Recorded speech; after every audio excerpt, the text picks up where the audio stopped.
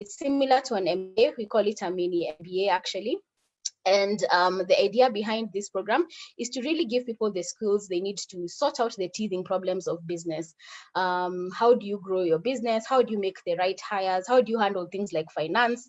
Most of us think finance is a monster. So how do we handle those things? Because you need to understand your books if you're ever going to convince a financier to give you money. So, solving some of those challenges, while also giving you principles to be able to succeed in the marketplace from an ethical and Christian point of view. Currently, we have trained over 3,900 entrepreneurs since we were founded in, way back in 2010. Out of that, our entrepreneurs, not ourselves, have created jobs, over 2,000 jobs, and we measure this every year to see how we are doing in terms of the impact we want to create. So we have 72% of the people who, fill out the surveys refuse to accept or pay bribes because of what they've learned from Synapse.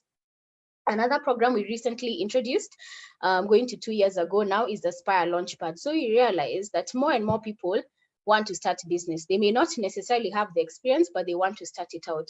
And we realize that while Academy is suited towards the problem of someone who is running an existing business, there is need for a program for people who actually have no idea what to do in business.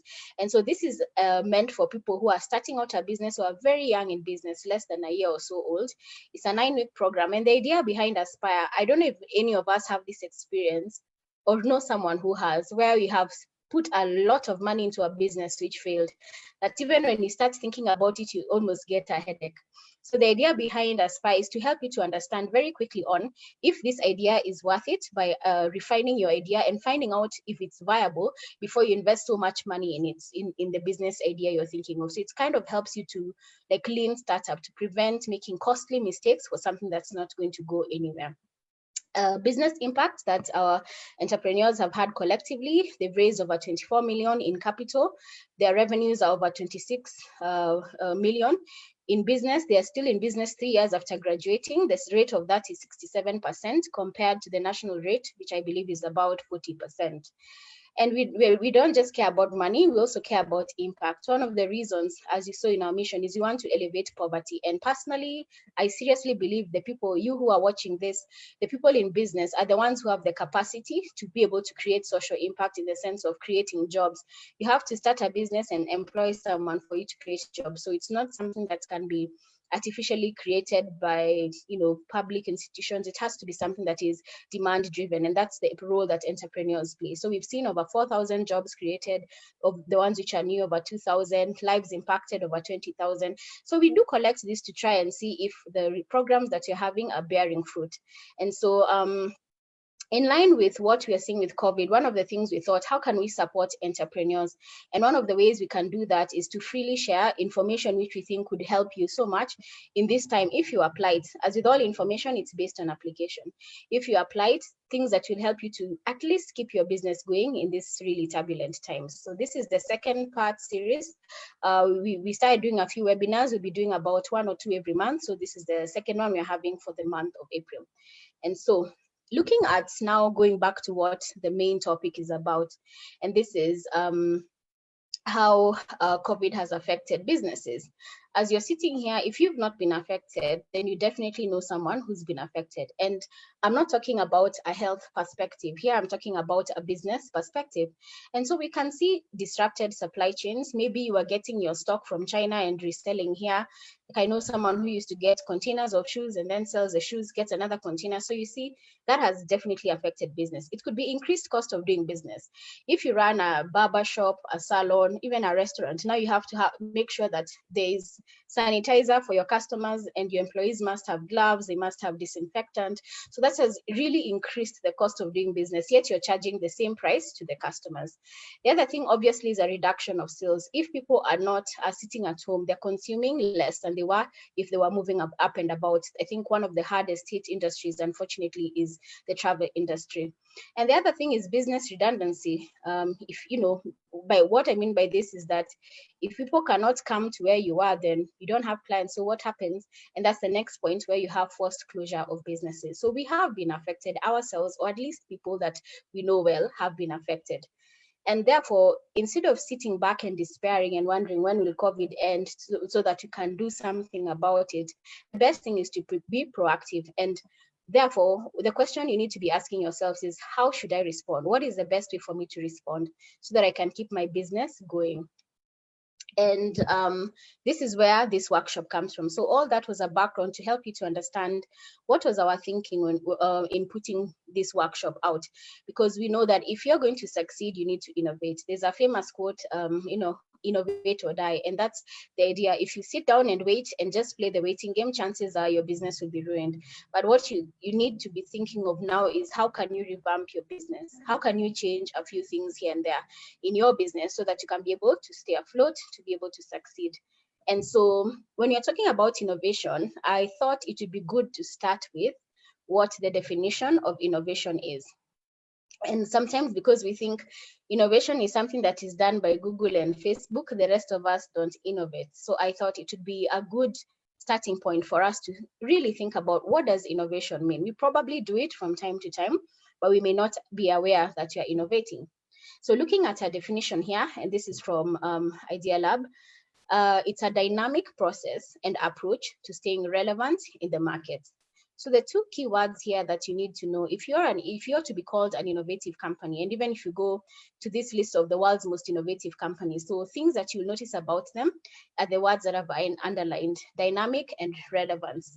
So it's not that I innovated in 2015, therefore there's no need to innovate again. It's something that is dynamic. Why is it dynamic? Because you serve people, and they change. People don't stay the same. Their needs change, their desires change, and things about the environment change them. So you have to be constantly figuring out what people want.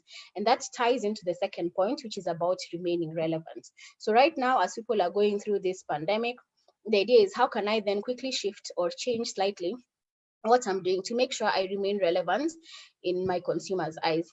And so the purpose of innovation is to, first and foremost, to gain a deep understanding of customer needs, to know how you can therefore respond to these needs. Like, okay, what can I then do to meet these changing needs of my customers?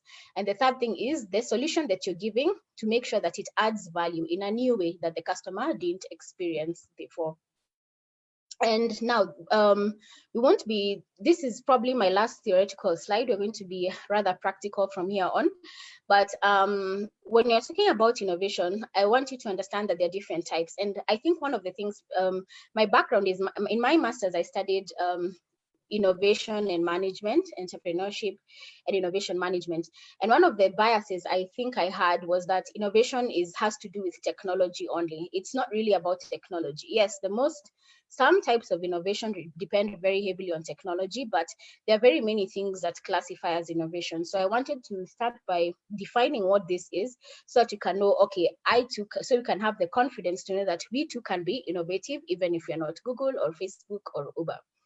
And so looking at the four categories, the division is based on the level of technology that's involved, as well as whether you're accessing a new or an existing market. So to talk about this briefly, looking at the four types, architectural innovation is the first one I'm going to take you through. And so basically, this is where you take the skills, the technology, the learnings from one sector or one market, and introduce it into another. And so basically, it's not like what you're doing is something extremely new.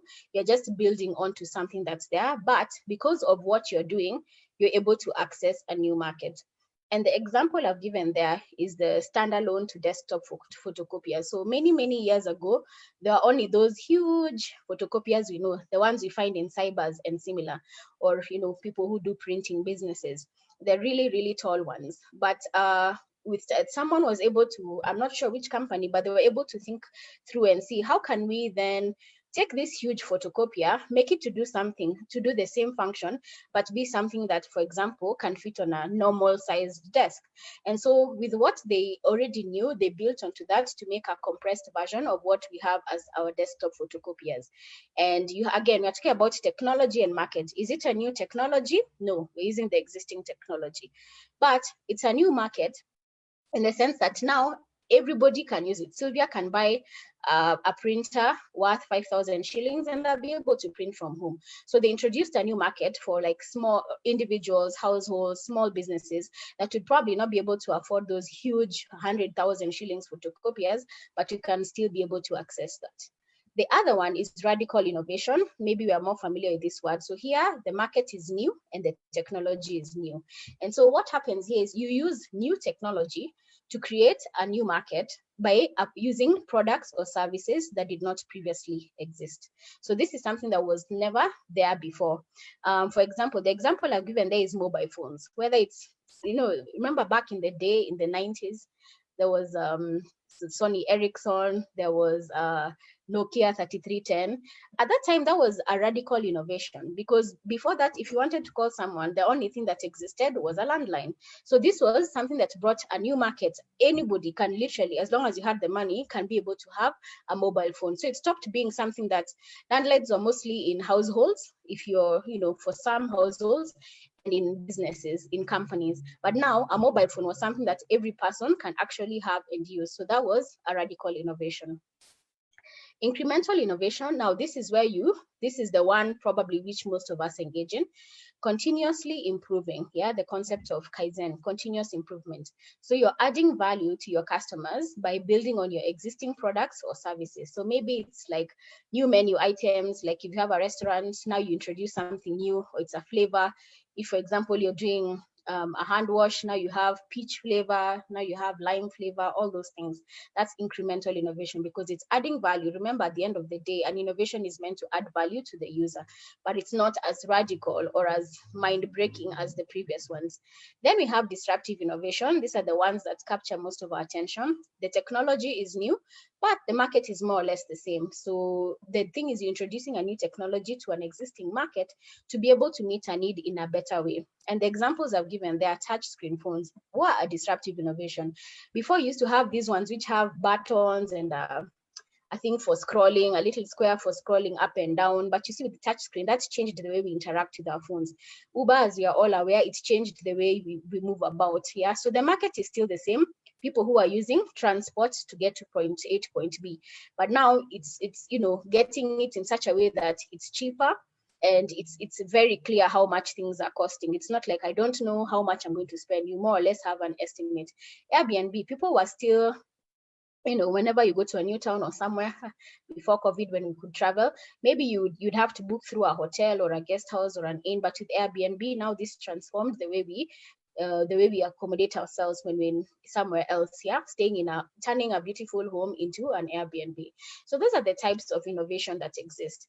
And I just want to emphasize that most of what you'll be doing and we'll be talking about will fall in the area of incremental innovation. There are opportunities for architectural, radical, and disruptive, but particularly at this point in time when what we're trying to do is to make sure our businesses are going, the things we are able to do with the resources we have most likely will be in incremental innovation. And so for the better part of this hour, this is what I want us to be looking at.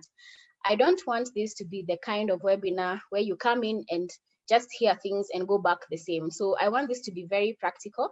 And so what we're going to be looking at is like taking a magnifying glass and looking at 10 different areas in your business where you can actually do something about, because I've been on webinars since more or less this COVID started. And one of the questions I've had entrepreneurs asking is, what should I do? Should I introduce a new product? Should I do this? Should I do that?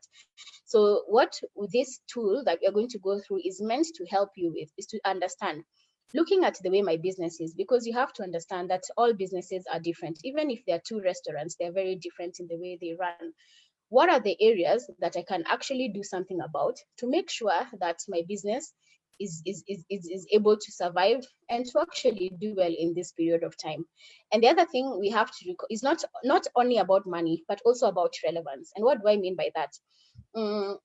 If we start to imagine what a post-COVID world is, we've been forced into this world where we are doing a lot of remote things. So it will change even behaviors, it will change consumer trends. So maybe if you are having, for example, if you run a salon, maybe now people, by the time, I don't know when they'll declare this thing over, maybe people will have learned to make their own hair. And so that kind of kills, customers for you. Or if it's people, if you're restaurants, people will be used to ordering in, not necessarily sitting down in a restaurant.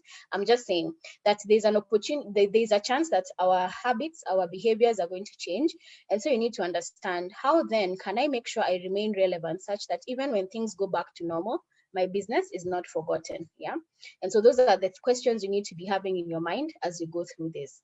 So these 10 areas, as you can see on the screen, we have profit model, structure, network. We'll go through all of one by one. And if you can look at the picture on your bottom right, so the main areas we are going to be looking at is your internal operations, your internal, systems and processes. And this is what we are calling configuration. And then we also are going to be looking at the offering. Now, this is what you're actually giving your customers, what you're giving your suppliers, and you're giving your customers and clients. And then the experience. And what you mean by this is, how do people feel as they interact with your business? And so we are going to start by looking at the profit model.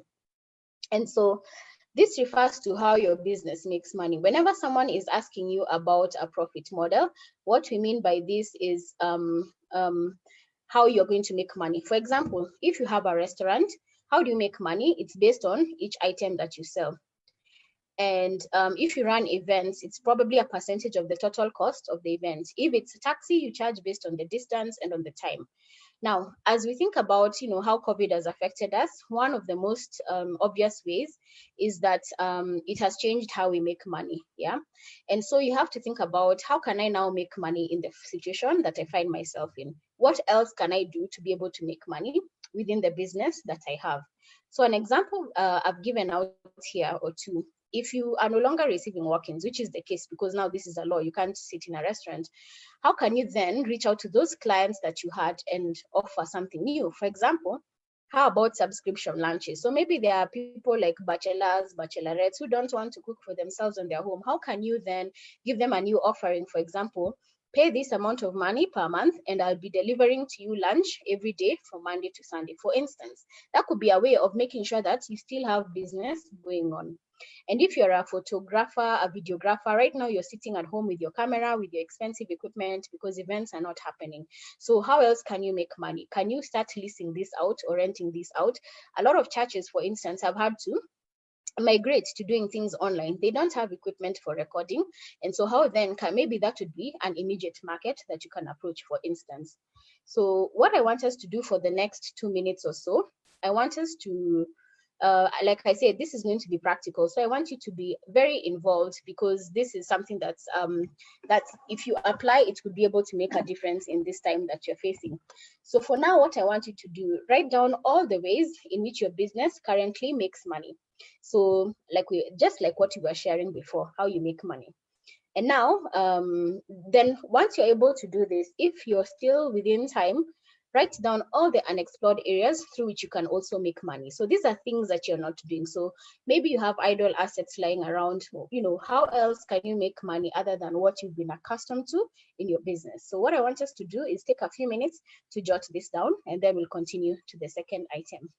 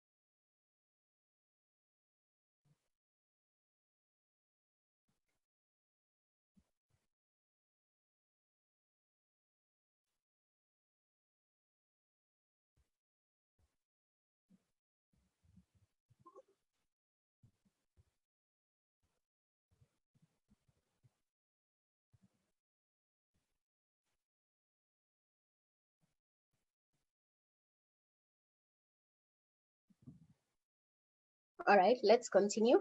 Don't worry, you'll be able to do this even after we are done with this session. We are going to be giving you the slides, but I'd encourage you to do this as, ideas start forming the minute you start, thinking about them. So please just make sure you're participating. But in case you're not done, we'll be able to give you more time to do this when you have the slides with you.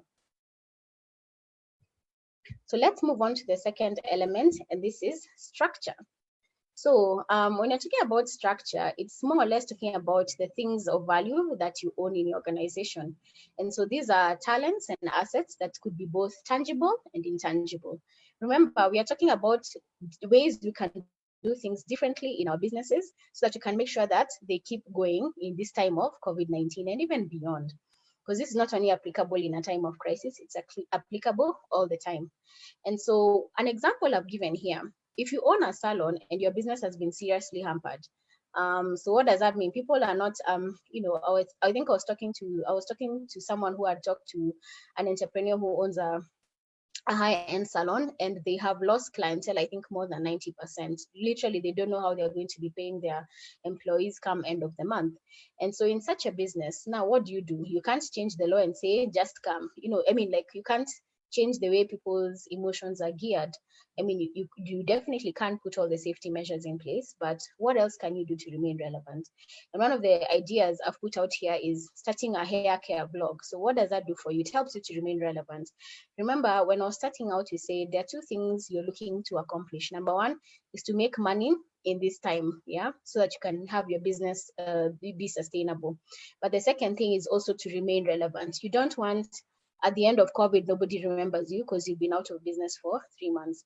And so one of the things is a hair care blog. So show people how can you treat your hair from home. What are some of the tips and tricks you can do to make sure that your hair is still staying, is still looking good, all those kind of things. So what you're trying to do here is to make sure your customers, and share this out with your customers before even you share it with potential customers, so that people can remember your salon, they can remember your business, and they'll remember that you were there for them, even, in such a hard time, not only there for them when they're giving you money. And so in the same vein as we did for the profit model, what I want you to do right now is to write all the assets and capabilities your business has. So this could be tangible assets, for example, if it was that salon, you have dryers and all those equipment, or it could even be intangible. What are the talents that you possess as individuals, the skills that you have in your organization, the brand awareness that you have? What are the things that you actually say, these are the things that really make my business tick? And then when you're done with that, write all the ways in use you can use these structures to make the most of the season you find yourself in. So remember, it doesn't all have to be money minded. Money based. It could be some things you'll be able to make money of, but other things you'll probably just be able to remain relevant in. So think about it from those aspects. How can I add value to my clients in a way that gives me money, and even in a way that doesn't give me money? Then at the end, you'll evaluate and see what works best for you. So I'll give you another 2 minutes. If it's helpful for you, I'll leave the screen on so that you can be able to reference the question. So I'll just give you a few minutes to do this.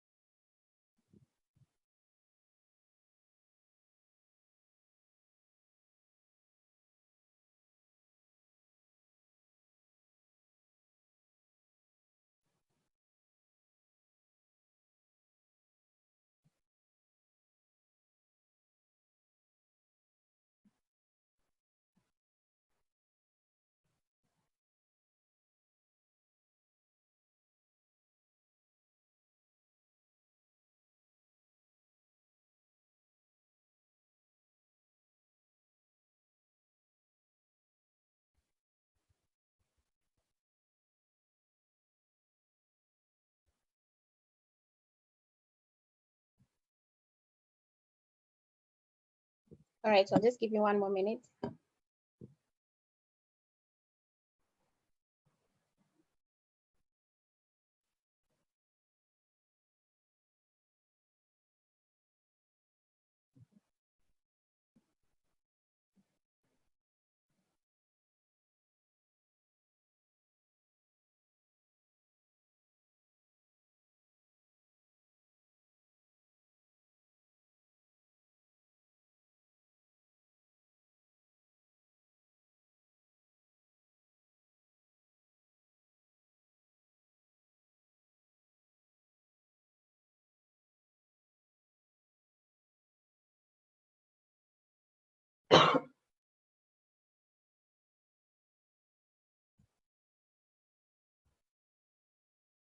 Okay, let's carry on. Like I say, don't worry. If you've not finished, you'll have time to do this later. That's why it's actually called for later. And now let's look at the third aspect. And so here we are talking about networks. I know we know a lot about networks. The saying that says your network is your net worth. And that is actually mostly true. It has some truth to it. And so when you're talking about network in this circumstance, we are referring to the connections with other people or other organizations that create value. So here you look at things like, how do I form partnerships with others where we are both benefiting? And the benefit could look like shared costs. It could look like barter. Um, when I mean by barter, it may mean I may not have money, but I have skills you're looking for, and this organization also has skills. I want something from this organization, and I may not have money, but I may have the skill to do it. So you can do a trade-off. For instance, just recently, there was an entrepreneur who wanted to join one of our programs, and they approached us and said, "Hey, right now I don't have money, but I'm good in social media, digital marketing, and content creation. So can I barter that, and join the program? So it's like trading service for service, which can actually work in this time as long as both people feel they're getting value." Another example is if you don't have and the technology an example that we have here, and that's the image you're seeing, is Taskis and Sandy. I think it was about 2 weeks or so ago. Taskis has never had online shopping. I know Carrefour has, even should I say the late Nakumat also had, but with Task, at least it had some functionality on that. With Taskis, since they know right now I have an urgent problem, and by the time I may not be able to do my own technology for online shopping and delivery. So they partnered with Sandy, who already have the systems to do that. Yeah, and that's how it worked. So that's something you could also think about. I may not have the time to start doing this thing from scratch or the money, but can I partner with someone who already is doing that? So it would also be joint marketing efforts with others who are offering complementary services. For instance, if you are selling clothes in a boutique somewhere, and most of these boutiques are in like Jumia Mall, or many organizations, many businesses in one area. So can you come up together, combine your money, and then start marketing your products and services? So for example, maybe you sell men's wear, another sells children's wear, another sells ladies wear. So it doesn't compete with one another. So finding this kind of combinations, partnerships, united we stand, that can be able to work. But the key to any successful partnership is making sure everybody feels like they're getting value out of it. If one person is getting more than the other, it won't work or it won't last. So you have to think about that when you're thinking, how can I get the right partnerships to get me through this season? And as we've been doing, I want you to write down all the things you need at the moment for your business to continue running optimally. Have you run out of stock and you're not able to buy stock? Are you not able to provide your good or service because people are stuck at home? Just write down what are the things you really need to do to keep your business moving. And as you do that, think of at least 2 to 3 ways. Maybe for now you can think of one way, and as you continue, think of other ways. You can solve this need through the networks that you may have access to, or you can develop, as well as partnerships and partnerships with complementary service providers. So I'll just give you a few minutes to do that.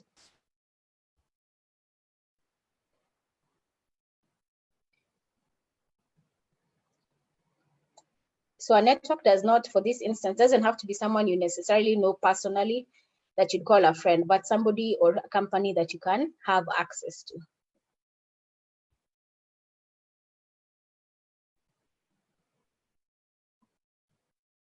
Yeah. We all know our business needs. So let's take time to, write that down.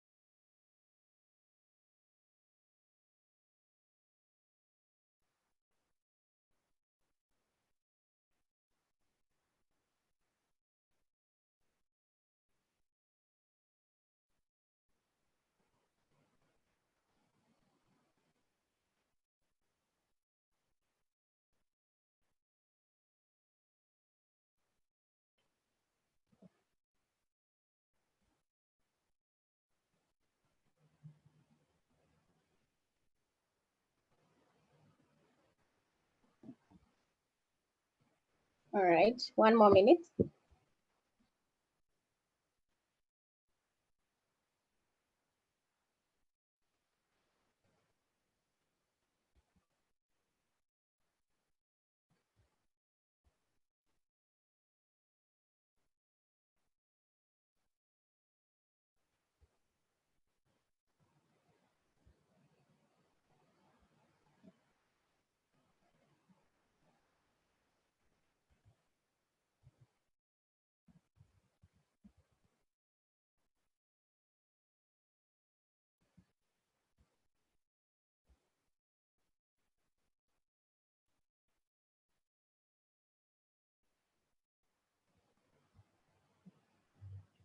All right, let's move on to the next one.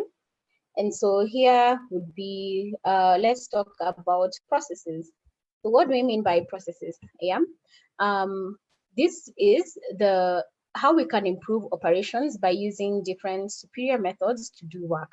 In other words, when you're talking about innovation in your process, what you call process innovation, we're looking at what are the things I can do to bring my costs down and improve my income. So this is about effectiveness and efficiency. So an example, when you're talking about process, could be joining with other businesses that buy the same inputs as you do to take advantage of economies of scale or quantity discounts. That's one thing you could do. It could also be, for example, if you can upskill your employees so that they're able to handle more than one type of work, to reduce your labor costs. I think one of the things we've been hearing is, how am I going to pay my employees? So the sad reality is that you may have to let some people go. But one of the things that would be useful, for example, if you run a school and you have teachers, is there a way you can have someone who is able to teach both English and Kiswahili so that becomes one teacher versus someone who can only teach English and who can only teach science and so forth. So you can have fewer people, but it reduces your labor costs, but you're still being quite efficient. It could also look like how can you use your waste products to make some revenue off it. So maybe before in your organization you had a lot of plastic bottle waste. Maybe this is not the time to just discard it, but there are people who buy such scrap metal, there are people who buy plastic bottle waste. So what can you do with your scrap to make some money out of it? So we are just looking at anything where you can have some cost savings in your business. Again, businesses are very varied, but all of us have processes. And the idea is to see how can I be more effective in this thing that I'm doing. So whether it's quantity buying, upskilling your employees, or whatever other things, opportunities that may be there for your business. And so this is what I want us to do. I want us, all of us in our businesses, like I said, we have business processes. This could be the way you procure. This is how you buy things. If you have a school, you know, you have to buy maize, you have to buy beans, you have to buy this. So that's procurement. It could also be how do you produce your things? Like how do you turn your inputs into output, for instance?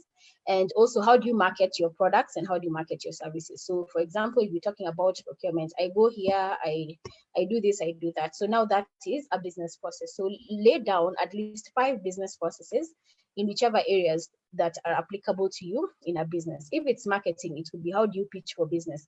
You write a proposal, you do this, all the processes that you have. And then as you're writing them down, think about what in each of these processes is waste. In other, or can be done away with or cut out. What can I do better in each area where I can easily cut out my costs? For example, if you're running a restaurant, one of the things you may want to do is probably cut down on your waiters because they are not able to wait. People are not coming into the restaurant. Or you can put them on 0 hours. And what I mean by 0 hours is you're not being paid, but you have the ability to come back as when the demand is there. So things like that. What can you think in terms of your processes that can help you to survive and actually stay strong in this time?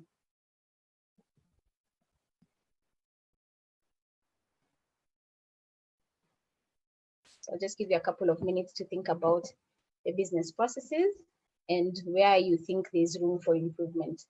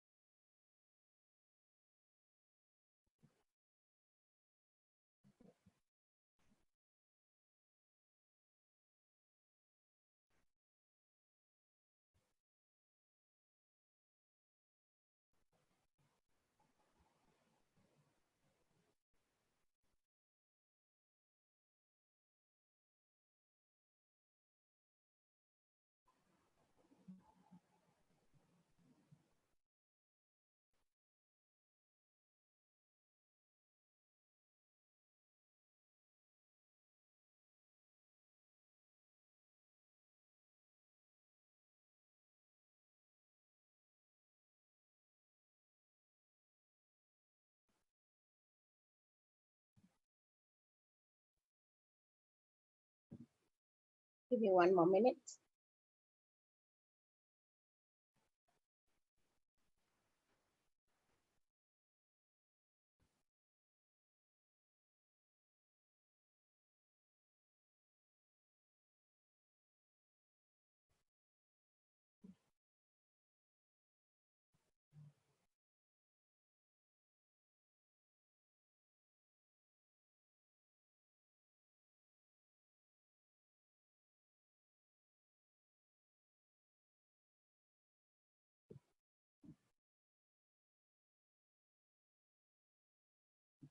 Again, these questions are to help you to start thinking.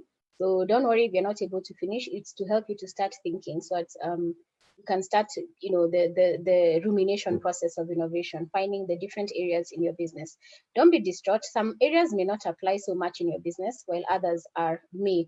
So you don't have to innovate in all the 10 ways. We're just showing you what are the different areas you can look at to be able to bring your costs down, bring some revenue in, maintain relevance with your market.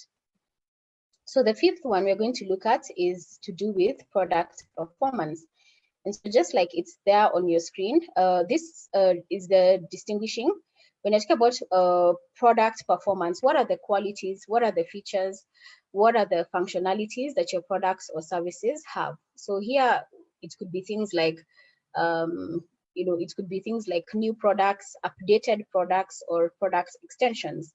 And just to give you a better view there, when you're talking about, for example, updated products, that's what new shape models of cars do. So like the picture you're seeing there. So I'm sure like if you've been around for a while, you know that so the way the Subaru Imprezas look like these days is not the way they used to look before.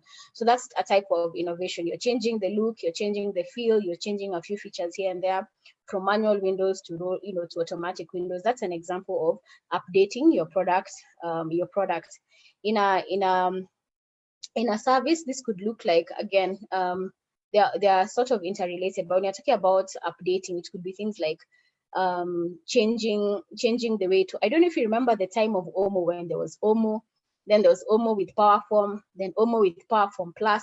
So that's like you're improving your features of your product little by little.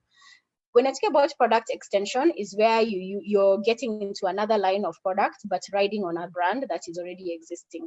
So I'm sure you've been seeing lots of crops and brands of sanitizer coming up. There's Bidco's Gentle Care, which used to be only a washing powder, I believe, and now it's also a sanitizer. We have Tropical, which is known for air fresheners, which has also gone into sanitizers. And you also have Kering. So Kering may not be a familiar name, but they're the parent company of brands like Gucci, brands like Saint Laurent. And so this is, they're using their workshops, as many Kenyans are also doing, to make face masks. So this is about how can I change what I'm doing. And this is also an area where I think you can look at looking at the current needs that consumers have. How can I either introduce a new product that I can easily launch, or extend into another product, or just update my products. For example, if you're a tutor, for example, or you offer educational services, and now people are not able to come to where you are, right? How can you go to where they are? Are you able to, I know there's a platform called ZD where you can access online courses for a fee, so you're still getting money, and instead of using your own platform, you can use another platform. So that's ZYDII. So they offer various courses. It's very Kenyan. So you can go there if you're looking for cooking courses, self-development courses, whatever. So are you able to do something like that to make sure that your product is still out there, and you're still making some money, even though it could be less than what you were doing before? And so now, as we think about product performance, there are needs that we have as consumers today that we did not have 2 months ago before COVID came into our lives. And so what I want you to think about is, what are the needs around you that you're seeing? Some are very obvious, PPE, personal protective equipment and masks, yeah. But what are some of the needs that you have that may not only be in terms of products, even services? Right now, I think there's a lot more need for counseling than we've ever had, at least in quite some time. So what are the needs that you're seeing around you, that can be turned into a business opportunity? And for this to be a useful exercise, you must have a number. So identify maybe 5. And then what I'd like you to do is to rank this on a scale of 1 to 5. So 1 would be extremely incapable of providing a solution. For example, maybe what am I? I'm a counselor, and I have no ability to start making sanitizer. Yeah, that's not my thing. So that would be extremely incapable to provide a solution. And then 5 would be extremely capable to provide a solution, and everything else in between, in varying degrees of that. So what are the needs? So the questions to ask ourselves: what are the needs I'm seeing around me? If you're an entrepreneur, you need to be very aware of opportunities around you, and then of the opportunities you're seeing, what can I do right now, at least in the short term, to maximize and make some money out of these opportunities in a way that I can do well? So let's just take a few minutes to be able to do that.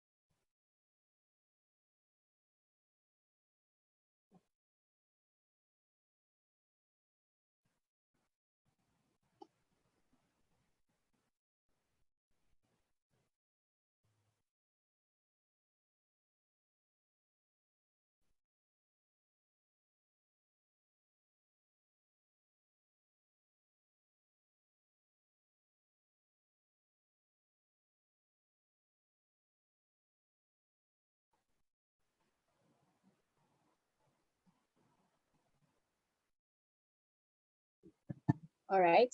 I hope we've gone somewhere at least to the point of writing the 5.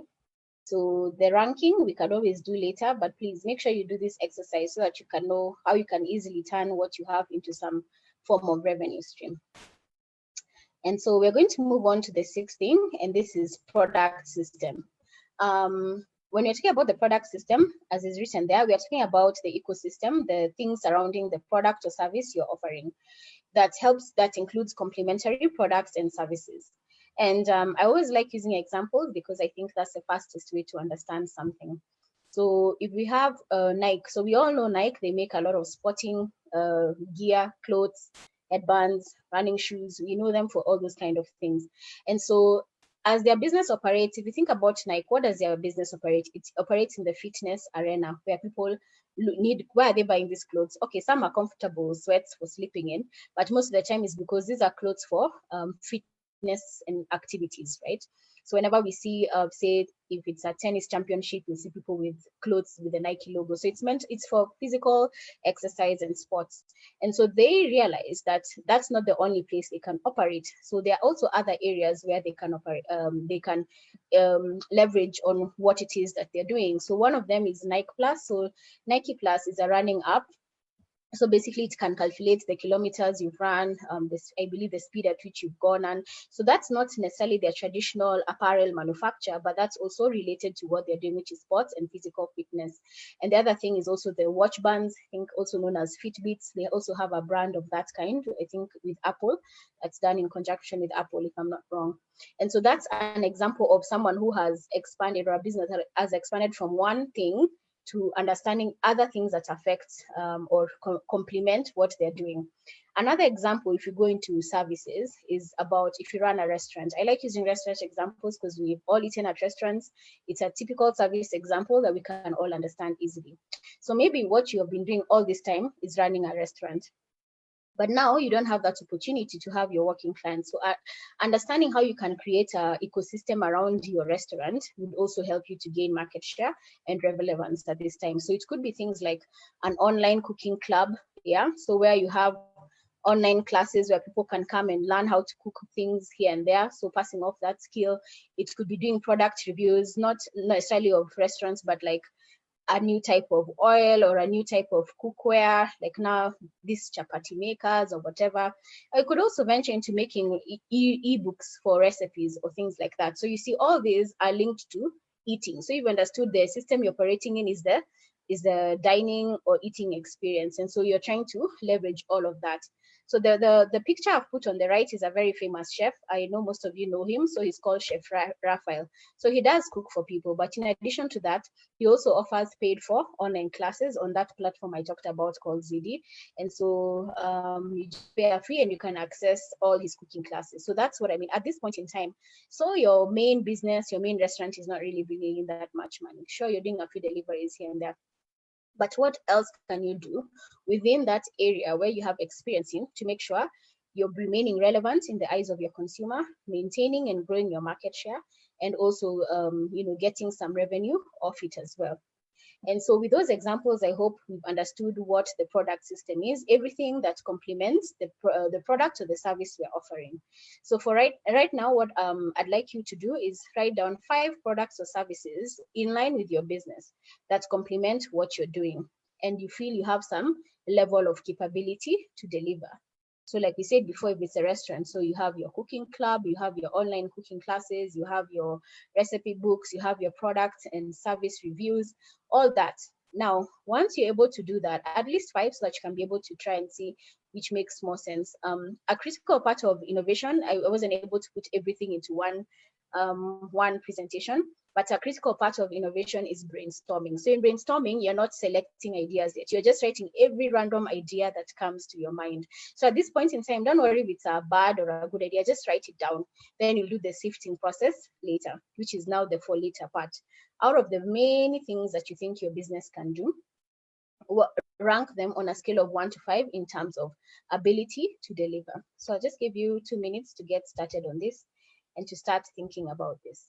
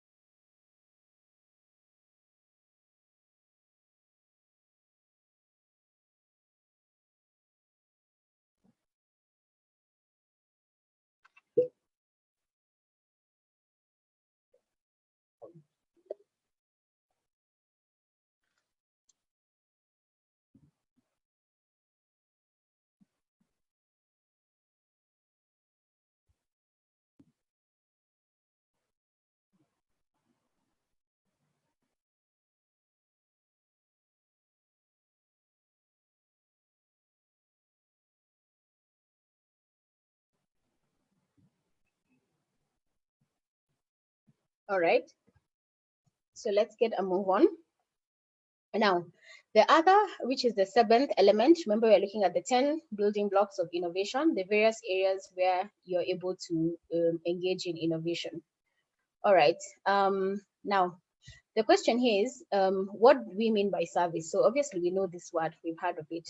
So here we are talking about how to support and enhance the value of your offering by making your product or your service much easier or much more pleasant to use. So when you're talking about service in terms of innovation, in part of the term service innovation, you're talking about the experience of the user, the end user experience. So it's not really it's the things you do that make your client or your customer much happier with your service and therefore more likely to choose you over a competitor. So an example here that I've listed out is you've gone to restaurants where they have bouncing castles, where they have a play corner for children. Some even have video games where children can play. And the idea is to keep children engaged because they can really be a bother. And so it allows you as the parents to be able to, eat in a relaxed manner as your children are taken care of. So that encourages family outings, which is something the restaurants want, because it increases again the revenue they get from you. And so when I was thinking about this in terms of today's situation, when you're thinking about service, probably not so much in terms of how can we earn more income by improving the value of our services, but rather how can you show your clients that you care.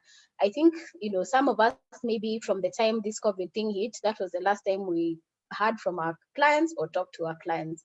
But now more than ever, you need to be able to talk to them. Remember, at the end of the day, even if your client is you're a B2B, you're talking to clients. At the end of the day, they are human beings. They're all processing the emotions and the impact that this pandemic has had. So show them that you care. It may not have to be a very costly thing that you do for them, but something based on a skill you have or a resource you have.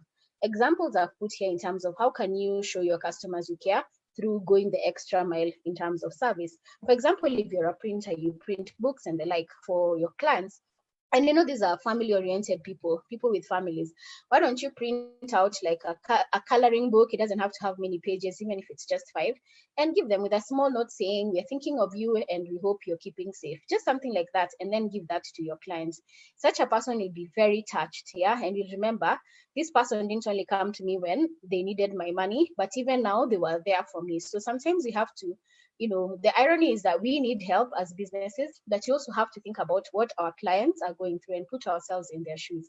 It could also be like if you're an accountant and you've been hearing all these things Uhuru has been saying, the CBK governor has been saying, maybe to the normal mind, I won't understand. So what does this mean in terms of, my tax implications? So you can just send a summary, like a small PDF, and say, hey, I've just said to break this down for you and show you what the new stimulus package is. Translate the stimulus packages really of what the government is doing for your clients, because you understand that that's your area, if it's economics and tax and finance. So in other words, what I'm saying, and I want you to take some time to do this, write down a list of the clients you don't want to lose. You really don't want to lose. Remembering the Pareto Principle, 80% of the business we have comes from 20% of the clients that we have, whether that's a single-use business or multiple-use business. And by single-use, I mean, for example, if it's a school, someone can only go to school once unless they repeat, but they will refer people, they will refer their siblings, all that. So there are some clients who are really good and you don't want to lose them. What I'd like you to do, think about all the little ways you can show them you care for them in this season. So it's not about asking them for money, it's not about asking them for business, but it's about how can I use the little that I have to show my clients that I care for them. What care message can I give to them? Yeah, it doesn't have to be exactly what I've shared with you, but something that is within your strengths and would cost you much to be able to do. So for now, let's do that. Write down the list of the clients and what we think we can potentially do for them.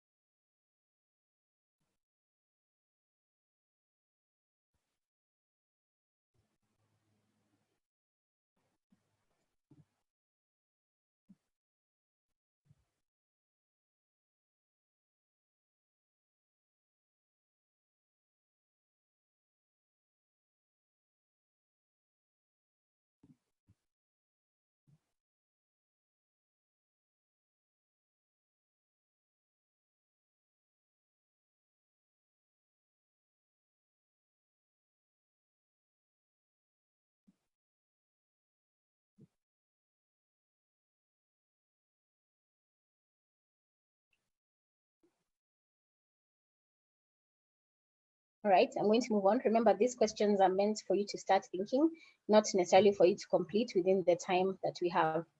The next one is the channel, and I think this is an area we've probably been seeing a lot of innovation around during COVID. So, as you're aware, this is how you deliver your products or your services to your customers. So, when you're talking about channel innovation, what you're talking about is how can you improve or rather optimize your existing channels, or how can you even add new ones? And so, I think we've seen a lot of businesses making use of delivery as a channel of delivering goods and services. So unfortunately, in terms of physical delivery, this only applies to people who have products. But for those who have services, I'll even give Synapis as an example. We've taken our services online, our trainings are online. We used to offer free workshops that would take a physical space, but now we're doing free webinars as well.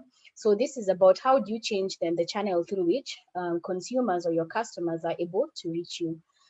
If you're selling like actual physical products, then you can think about e-commerce platforms. So maybe you don't have to build one from scratch unless you have the capacity and the capability to do that. You can use things like Jumia, Kilimall, ShopZetu. If ShopZetu is less known, so it's basically it's an online platform for different. So each organization has sort of like its own account. I know, for instance, Vivo Activewear are on ShopZetu. So looking at where are the areas I can place my products that they may be in the face of consumers. You may lose a bit of money because now you're going through a merchant or an agent, but ultimately it's better than not selling anything. So you want to think about that. If you're doing services, you may want, now is the time to think about how can I deliver my services online, or via, how can I use mobile technology, laptop technology? How can I use all these things to be able to offer my services? At the end of the day, what are people looking to do? To minimize human to human interaction. So how can you find channels that work for your products or your services to enable you to do this, so that even though people are not meeting as they used to before, your product can still be found, your service can still be accessed. So again, let's take a minute or two. Now, write down what aspects of your business can be delivered through alternative channels. We talked about e-commerce platforms like Jumia. We've talked about delivery, Boda delivery through people like Uber and Glovo. So, or Sendy for that matter. And then write down the different suppliers. Those are just some I've named that that can help you to do this. If you don't know any, don't worry. Now that we are all have a bit more time on our hands, this is the time to do that research and understand who is playing in this space and who would be the best person for me to partner with. If you have time, also, although this I'd recommend for you to do later so that you can get into a lot of detail, contact these different suppliers and find out which option works best for you. It could be in terms of cost. Maybe the percentage they demand of you is too high for you to cover your fixed costs, so maybe you don't want to go for that. Some could be efficiency. Like if you do shopping in Carrefour through Jumia, they tell you to give them 3 days to deliver your order. Whereas if you're doing shopping through Tuskys or Naivas, it's same day delivery, for instance. So you want to think about which is more efficient. So let's take 1 or 2 minutes to just think about what in our area, what parts of our business can we use alternative channels, and who can be our channel supplier.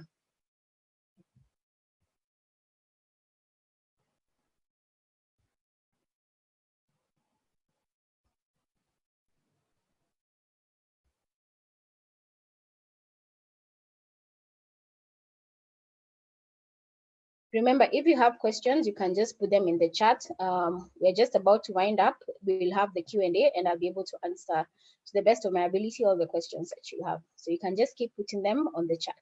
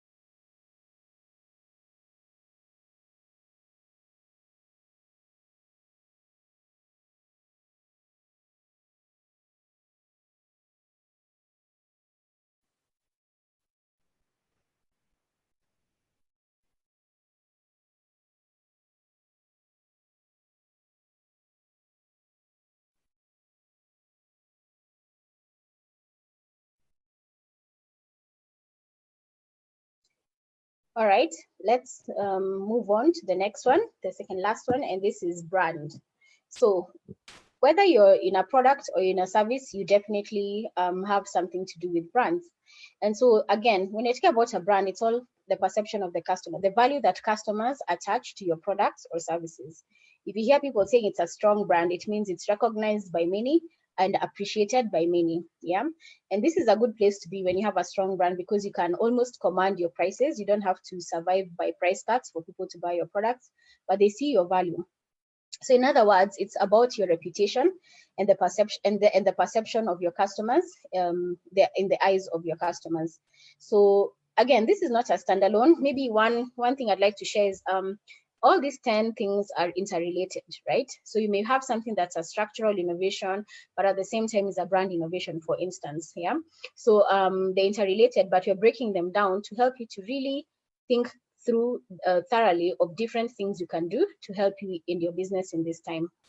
So it's a holistic approach. And how then can you build your brand at this time? I started by saying when we're looking at remaining relevant, some things are going to give us money. Some things won't give us money in terms of revenue right now, but it will help us in the long run by helping us to stay top of mind or grow or maintain or grow our market share.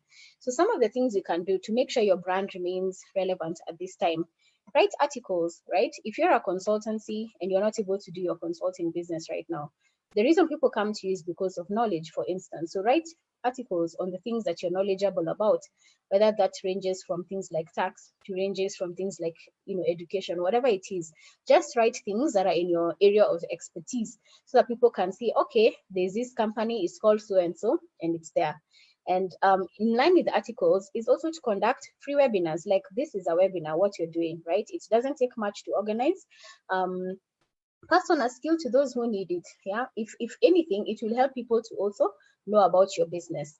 The other thing I'd say is share relevant content on your social media pages. Sometimes people don't like going through business Facebook pages because all they do is just sell, sell, sell, sell, sell, sell, morning to evening, Monday to Sunday is just selling. But sometimes just take a breather and also put relevant information, right? Things that people want to hear about, yeah, things that are relevant to people. Write on these things, share these things, have open Q&A sessions on these things. So things that will actually add value. The thing about brand is that it's the value of the customer. It's about the value of the customer, how they see your business, your product or service, adding value to their lives. So they know, if I go to this Facebook page, I'm bound to find something useful there. They will do that. If I go to your blog, I'm bound to find something useful there. They will go there. The other thing you can also do is also volunteer to the extent that you can, and sponsor to the extent that you can. Again, a lot of people need help in this hour.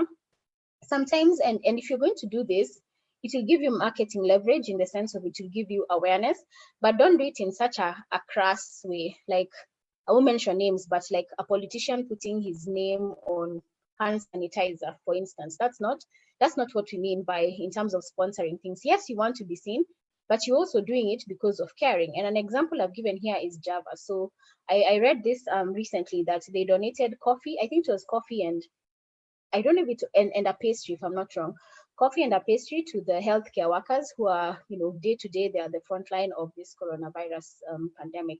And so that was captured by media because it's a kind thing to do. But at the same time, it was not so obvious that, that all they're doing is just to be seen by the public. So there's always something that you can give. Even in Synapis, we teach this. Like, you think about, like we talked about at the beginning, what are the assets that I have? What can I do right now to help ease somebody's pain in this season, right? And as you do that, you're building your brand because people will recognize you for what you are doing. So these are the various things you can do, not just go, radio silence, stone cold silence until 3 months you pop back up and expect that your brand will grow. So keep on doing things that will help you to remain relevant. All the things I've mentioned here, none of them are extremely costly, but all of them can help to keep your brand top of mind. And so in line with this, what I want us to do is to write down the core strengths of yourself. I don't know, many of us here, some of us are sole proprietors, others have companies, but either way, write down all the core strengths of your business and yourself, yeah? And think about at least 5 ways you can use this to build your brand in this time, yeah? What can you do to build your brand at this point in time?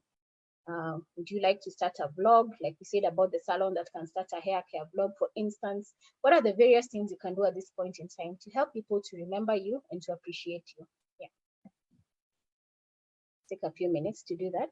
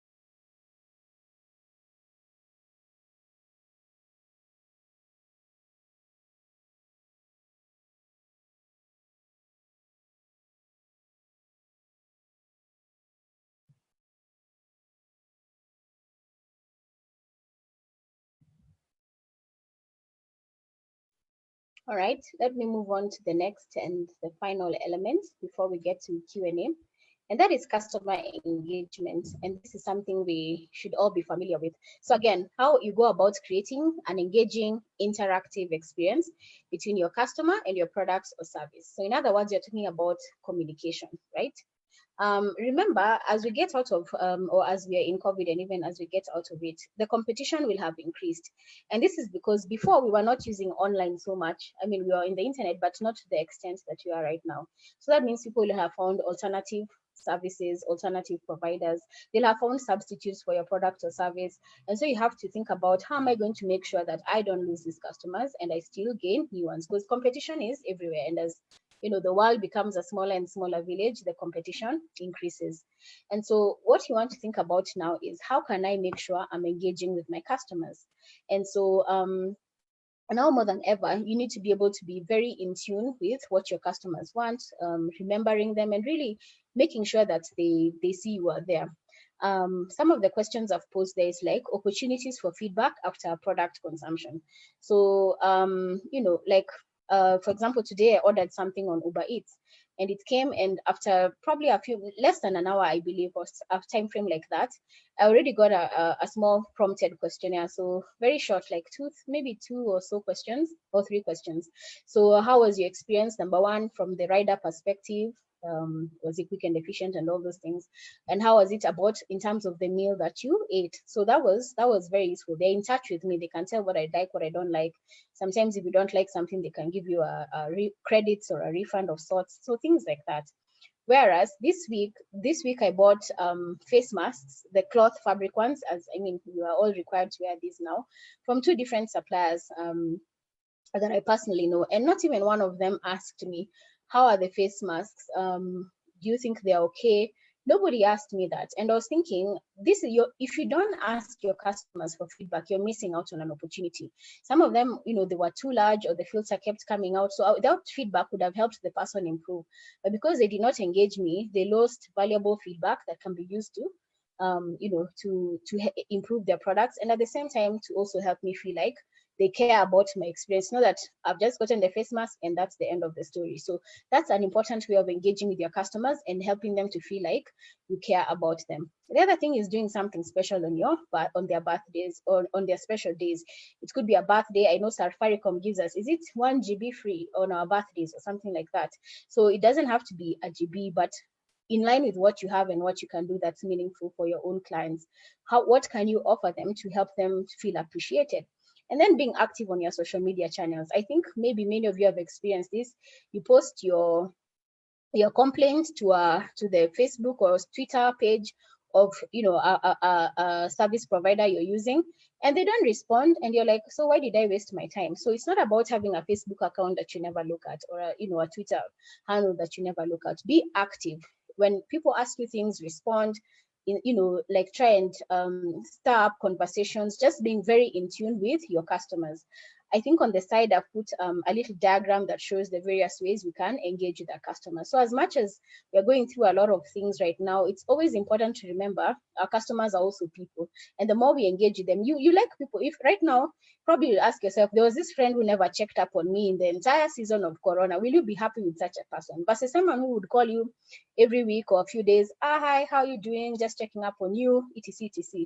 You're more likely to feel more positive towards the person who regularly checks up on you. So that's what the same concept with that is at play in customer engagement.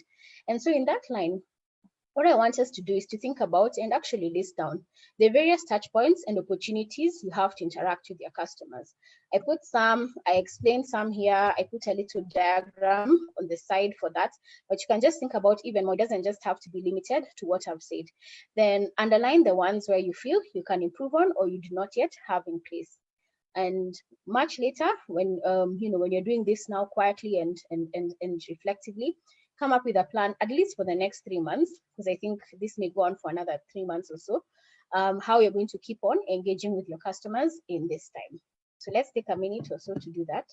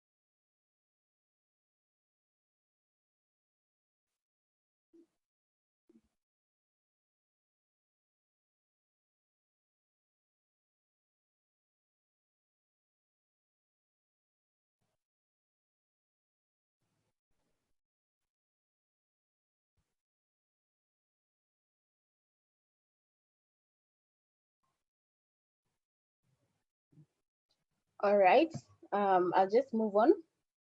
And just before we get into a Q&A, I wanted to make a little caveat. And so this is on the innovation sweet spot. So far, what have we been talking about? We've been talking about the various different pieces and elements of your business where you can think differently, apply innovative thinking to be able to change a few things that will help you to sustain your business in this time, remain relevant, and hopefully even in future grow your business. But in everything that we do, one of the things we firmly believe in at Synapse, because we've seen it works, is you must first understand what your customers need. So we are seeing what you're calling here, this innovation diagram that we have here. So the best innovation happens where there's desirability. In other words, there's need and want for your products and services that you're offering. Viability, in terms of you as the business have the ability to offer it. It's something you have the capacity to provide.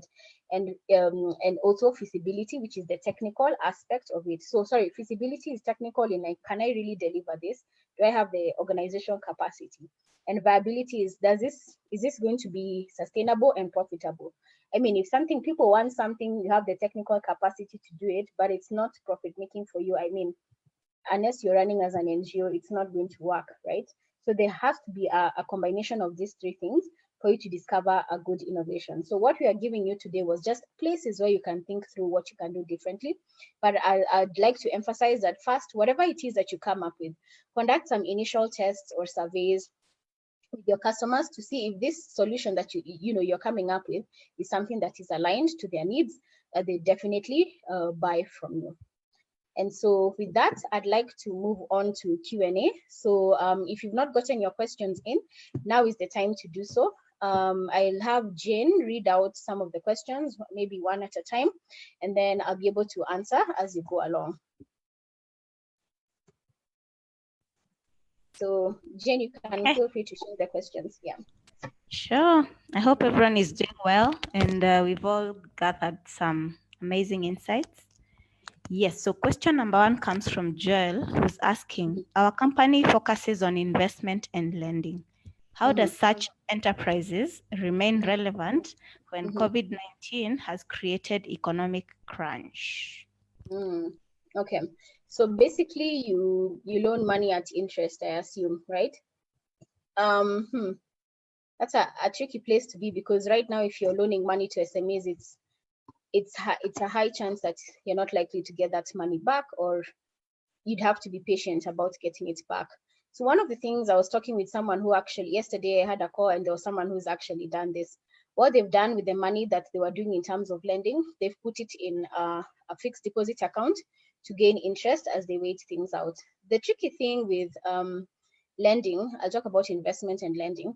The tricky thing with lending right now is that the risk is so high, and I don't know if you have the systems in place to be able to track the level of risk that of the person you're lending to, but it could be a little bit higher than your appetite for risk allows. So maybe you may want to think of how else you can put this money in a safe place. In terms of investments, I think now, depending on what you're looking at, could be a good time to invest in businesses. Why? Because you'd be able, I'm not saying you exploit or businesses that are existing, but right now, at least, what is the one thing that a number of businesses are looking for? They're looking for working capital, business, money that will enable them to see their day-to-day operations and costs. And so if you can come in and look for a business that has been doing well, and you can see from maybe their projections, their actuals, their audits, that this is a business that is going somewhere, now would be a good time to invest. And the reason is, people would be more willing to get an investor. I don't know if you mean just providing debt, or if you mean like taking a percentage of the business, but now potentially is a good time to invest in businesses, not to take advantage of desperation, but because people are more open and willing to negotiate.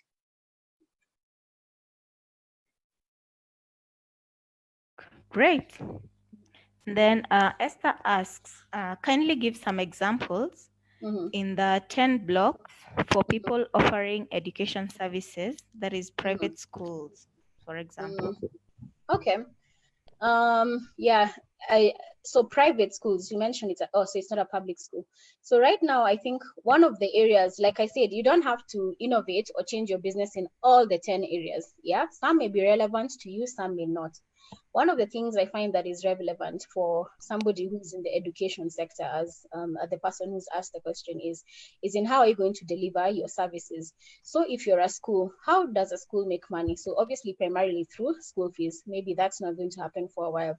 The second thing, probably you hire out your grounds for events, and that's not, depending on the size of the school, that's not going to happen for a while. So you have to think, what are the core assets? When you go back to the question of structure and channel, what are the core assets that I have that I can make use of? And I think you have to think about how you can also provide some of your services online, some of the tutoring online at a fee. There are channels, and when I say channels, I mean like online platforms. Zoom could be the easiest, yeah, or it could be something you develop, or where you use somebody else's platform like ZD, where you can conduct classes or trainings or tutorships that are paid. I like what Longhorn publishers are doing. It's quite innovative. So you can try and think about, how can I still make sure that I'm still passing on my skill, which is learning, yeah. And it could be you provide this platform and your teachers are able to teach on it, but then they give you you give them a percentage and you give yourself a percentage. So it's like you're able to pay them, for instance. So it's really, I think you have to think about, what are the channels that I can continue offering my service in, even if my school is shut down. And it also goes to what you talked about, processes. Think about, right now, it's, if you want to survive, you have to find new streams of revenue and cut down your costs. So something else you can think about is, what are my main cost centers? Right now, I think a main cost center for schools is food. The good thing is people are not in school, so it's a variable because people are not in school, so they're not eating, so you're probably saving on that. But maybe one of your heavier costs would be paying the teachers. Like I said, you may have to make some tough decisions on who to keep and who to let go of, who to put on part-time, who to put on full-time. That's just unfortunately one of the disadvantages of this, of this season. We had a webinar, I think it was early on in this month or late last month, and we had one of the speakers who had survived a recession. His business survived I think 2 or so really harsh economic downtimes in US. And one of the things he mentioned is that you may have to let people go, especially if that means you'll be able to protect the jobs of the few. So it's for you to think about who out of all this provides the most value for me, and then, just unfortunately have to let some people go. You may decide, I'm not losing anyone, I'm going to pay everyone, but then in 1 month, 2 months, your business is bust. So those are some of the things that you may want to consider. Okay. And then Catherine asks, in the service industry, channels may be tricky to consider due to it being an IP product. How can it be applied? How can channels be applied for services?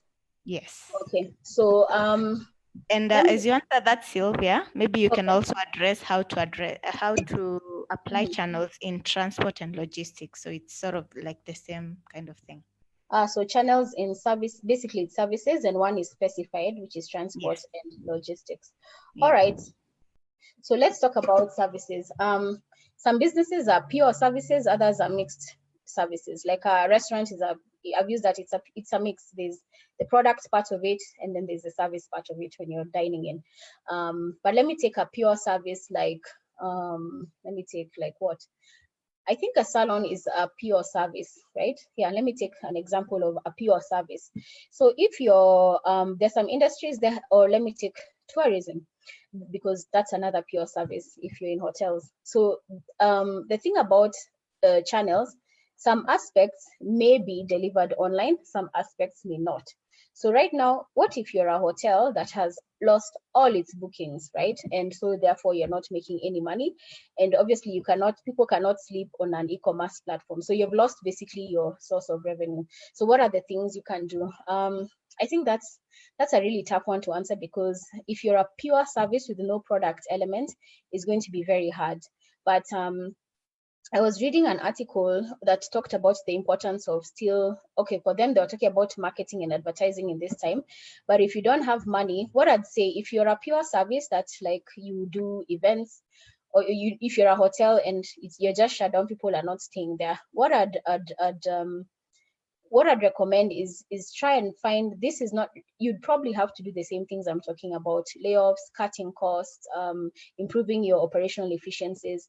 But one of the things you can do is try as much as possible to keep your brand top of mind, because I believe there's going to be a boom. For instance, once this thing is over and people have been cooped up in the houses for months, people want to travel. You don't care where you're going, as long as you are, breathing fresh air that's not based in your apartment, things like that. So you'd have to live lean for a while as you move towards that aspect. So I think if you're a pure service industry like that one, the best thing you can do right now is just try and cut your costs as much as possible, and then see and then probably if it's a hotel, for instance, and not a booking, an Airbnb rental, probably now focus so much on the food that you're offering, if you can have that delivered, for instance.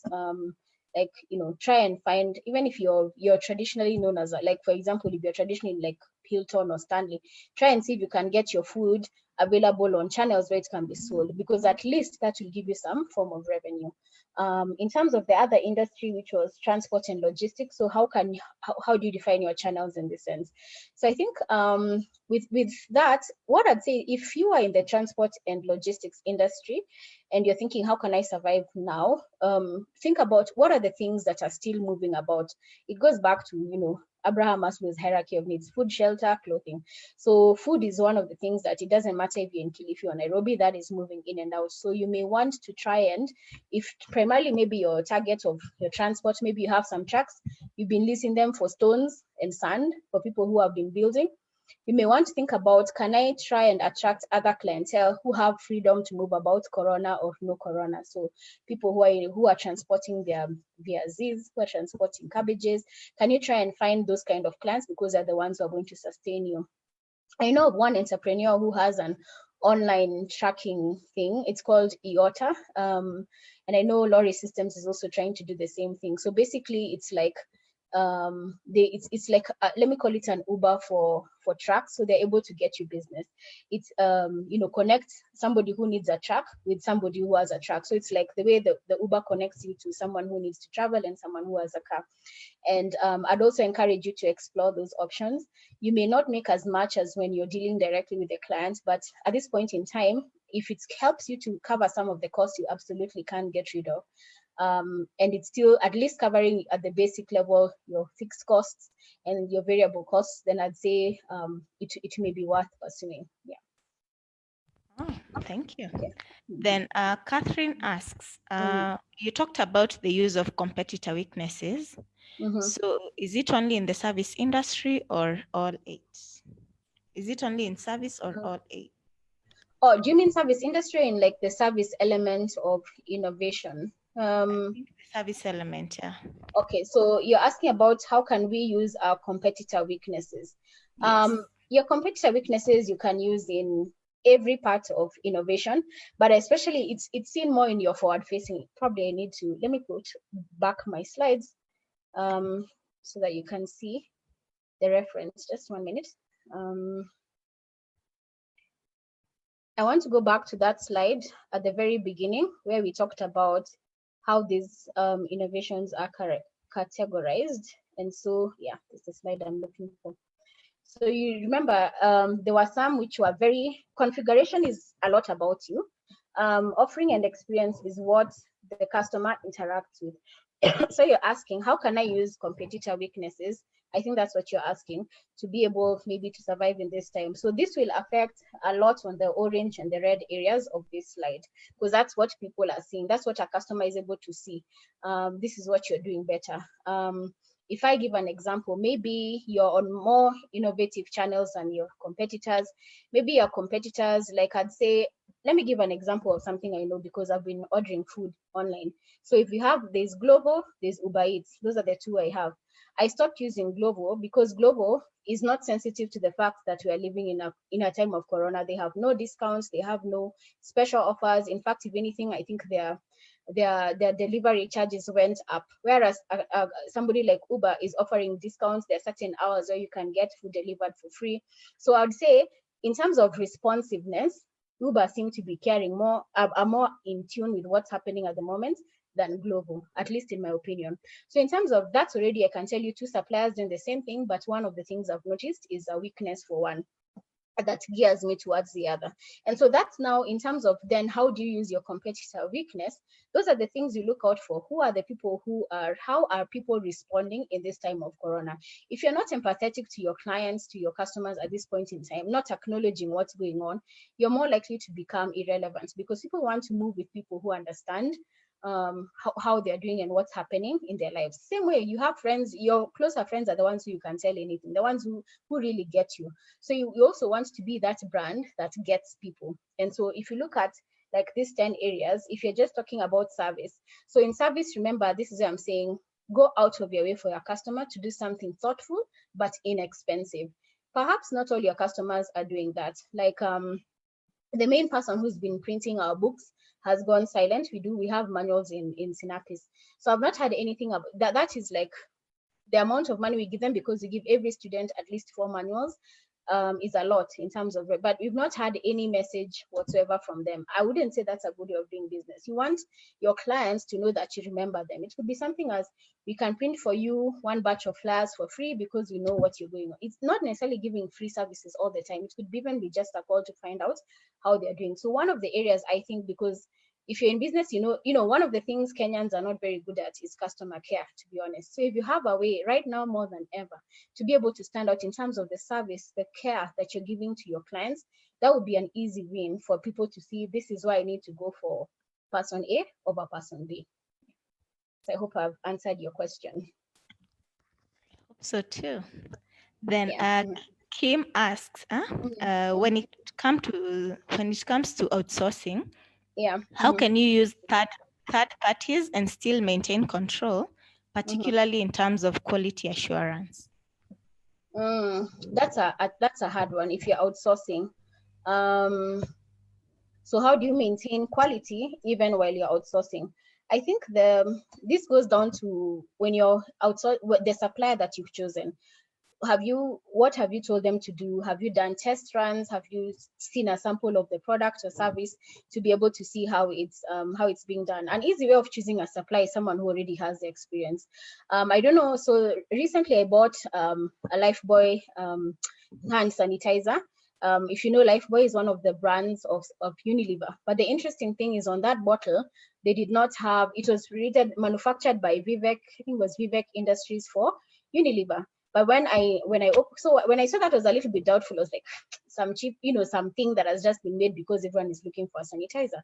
But when I opened it, like, it had the same smell that Lifebuoy has. There's a certain scent that Lifebuoy, whether it's the soap, the hand wash, it has a smell. It has that smell. It's not too liquidy, because I thought it would be like, how people are watering down these things or things like that. So they were able to maintain the consistency, and that's, for me, consistency is quality. So I think if you want to maintain your quality, you must be aware that when you go to outsource, there's a way people will not be able to do everything the way you do it, but you have to consider what is the most important thing. Yeah. So if the most important thing for you, make sure that is done. Make sure you choose somebody who is not someone who has some experience, especially with clients who require products that need quality. So it boils down again to the kind of person you outsource to. Somebody who has the experience, who this is their technical expertise, and also take time to go through with this person what you require. Take time to have samples developed and to test them. Don't just go, let's do this, and then you find yourself in a mess. So that's what I'd recommend for if you're choosing to go the outsourcing way. And I think that's one of the reasons why, like, I'm seeing a lot of these face masks, the quality is quite low. I think it's just because anyone who can is making them, and that, they're not really adhering to certain standards. Yeah. Okay. And then Jeffrey asks, is innovation more spiritual than knowledge-based? What's the place of God in innovative hearing and implementation? All right, that's an interesting question. So is innovation spiritual? I'd be curious to know why anyone would think innovation is not spiritual. Okay, when you're talking about spirituality, then I guess we have to go back to our maker, and we have to ask ourselves, is God innovative? Yeah. And I think God is he's one of the elements of innovation is creativity. You cannot be innovative without being creative, because creativity is that ability to generate new ideas that add value. And so innovation is the implementation of that creativity.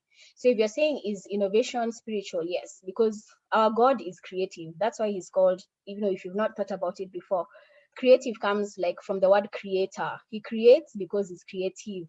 He's made things from things that were not there before, right? So I mean, like, when I love watching a lot of these animal documentaries. I'm a big fan of Nat Geo Wild. And so when I see some of those fishes, I'm like, wow, how did you get all these fishes in the sea? Every one of them has a different system, feeds on different things. There's a way the ecosystem balances itself out such that there's no waste. Now we are talking about pollution and waste. God thought about this ages ago. So I would say innovation is very spiritual, in the sense that this is something that I would say is a character trait of God.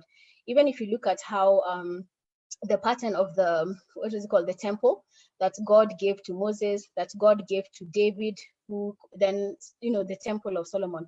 I think there's a book in the Old Testament. I don't know if it's which one it is, but it just talks about how that thing is built, all the technical terms. And if you look at that was innovative. There was nothing like that before.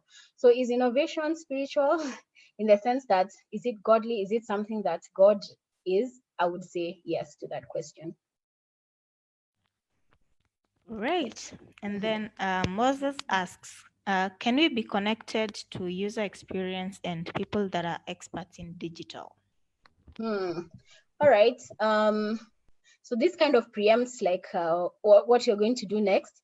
So one of our next webinars that you want to have is on basically digital marketing in times like this. So what we are trying to do is to bring together experts in digital marketing. They could be people who are employed in companies such as Google, or it could be independent suppliers. And so I think this question, I'm not trying to not answer you, but I'm saying, when we have this discussion, I think it will be easy for you to know where are the, the people that we have lined up that we recommend. Personally, at Synapis, we work with an organization called Viral Gorilla. We've not talked with them for long, but I like the quality of their work. Who else would I recommend? At least those are the ones that I'm aware of. But when we have this webinar, and I think if we have your email addresses, you'll be able to be invited to it. You'll be able to have a chance to interact with digital marketers. And I think it will be a very good opportunity to understand what kind of digital marketing or branding works for your business. Yeah. All right, because of time, I think, Jane, let's just take one more question and then I do the summary and we close up. Yeah. Yeah, actually, we only had one more question from Isabella. She asks, does Synapis fund businesses? All right, Synapis does not directly fund businesses.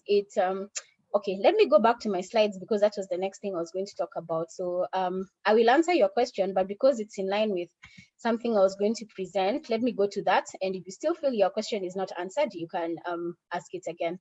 So let's just go back to the slides. Yeah. So I want to talk about what Synapis does because this is, I guess, one of the things you're asking. So what do we do in terms of support for businesses?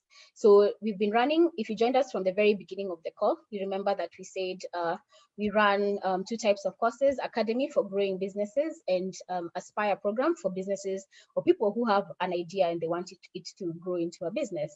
And so what we do in Synapis, we are more or less trainers. So I'd call ourselves a training institute of sorts, but we are not more or less the theoretical aspect. We like very practical things because entrepreneurs need practical things. And what we really focus on in terms of our training is the area of finance. We've noticed that I think majority of entrepreneurs we've interacted with have challenges with finance, except maybe those who have a finance background. Understanding how to prepare your financial documents, understanding how to price your products, how to know what your total costs are, and what is the price you must achieve to be able to balance those costs. Sales and marketing, how to acquire customers and good customers for that, not the people I like calling customers in boas. How do you get good customers? HR management, because one of the things is as your business grows, you're going to need people and you're going to need reliable people. So you get into this dance like what women have with house helps, where you get somebody, they leave. How do you attract good talent? You may not have the ability to pay as much as huge companies have, but even with what you have, how are you able then to be able to offer, to be able to attract really good talent? The other thing is kingdom business. We talk about here, how do you therefore apply Christian principles in your business to make sure you're running a business that glorifies God, a business that follows Christian principles. In other words, a business that would engage in some of the practices that we as Kenyans are known for. And the other thing we also cover is operations. This is about, if you remember from the slides, we were talking about how do you make sure you cut your costs, increase your income, and that's what operations is about. Efficiency, effectiveness in your operations to make sure money is not leaking anywhere. Where you have situations where you say, I know money is coming into my business, but at the end of the day, I don't have money. So if you ask me where that money has gone, I have no idea. So that's probably an operational problem. And so those are, or a working capital problem. And so those are some of the things we look at. What else we do? We create a network of entrepreneurs. Something we shared at the beginning is that entrepreneurs tend to be lonely. So right now it's even worse because we are stuck at home for most of the case. So it's about how do we develop a network of people who are able to support one another, give each other business, give each other contacts, so that at the end of the day, you're not alone and you're also encouraged and supported in your journey. So one of the things we really invest in Synapis is in our alumni in terms of training support. Now, this is where your question is answered. You are asking if Synapis gives funding. We try and match. We have some connections with some investors, and so what we do is, again, investment is like a marriage. It's very long term, and so many things need to be right for it to work. So one of the things we do is for our alumni support, especially those we see have the potential, we actively look for people who can be able to invest in their businesses. So some have received this kind of support, not all, but it's something that we don't promise because we are just matchmaking with investors, not providing funding. The funding that you give is the next point, which is about the grant funding that you give. So every year we give away 2 prizes of 1 million shillings each. So this is a grant grant, it's not a loan, it's not equity we are taking into your business, but you have to compete for it. So we have a business fund competition where the finalists, who are about 10, maybe 5 to 10, are able to like pitch in front of investors and other people we invite to be the independent judges, and then we give away money. So that's the financial support that we give. And so what I wanted to close by saying is that time is a resource. I remember when I was studying, was it B.Ed in school? We are told is it labor, this time, the different types of the resources of an entrepreneur, time, labor, and entrepreneurship. So something like that. But what I'd encourage you is, as you have this time now that business is not moving as usual, it would be a good time to invest in yourself. Most of the time, we are so busy working in our businesses, like we're employees of our business. But now that you've had a chance to step out, maybe now is the time to address the challenges that have been existing in your business. So our programs have been charged, but in line with understanding where people are right now, we are drastically reducing our prices. So the program, first and foremost, we get subsidized funding. So we're able to, the actual program cost is like 230 or 250,000, but we've been subsidizing this with donor funding to 40. But because of the way things are, we are further subsidizing it by 25% to 30,000, and also availing installment payment options of 7,500. So this would be per month. So this is a 4-month program where you get to work with people. It's going to be done online. We've also had to change our program approach from physical classes. So we are going to be using a mixture of Zoom, like what we're doing today, and also our online platform called Talent LMS. And so our class, the class that you'll probably be able to join is starting on 28th. We already have some which are running, but the one you can join is starting on Tuesday, 28th April, and that is going to be from 9 a.m. to 11 a.m. So one of the things we'd like to do is to encourage you, if you feel like there are gaps in your business, that this is the time you need to work on, I'd encourage you to join the program. The link is right there, bit.ly/Sinapi Supply Kenya. You can apply, and if you're suitable, we'll call you or we'll assess your application. It's not that long, and we'll be able to tell if you'd be a good fit for the program. Yeah. And with that, I would like to end this webinar. Again, I'd just like to say thank you so much for your attention, for listening. I'm hoping that you've gained something from it. Please, if you don't have your email, make sure you write it in the chat so that we're able to share it with you, because if you don't have your email, we won't be able to share with you. So please leave that before the call ends. But otherwise, thank you so much for your time. We'll be doing the next webinar is going to be happening sometime in May. So I hope you'll also be able to join that. So thank you very much. Thanks, everyone. Bye. Bye.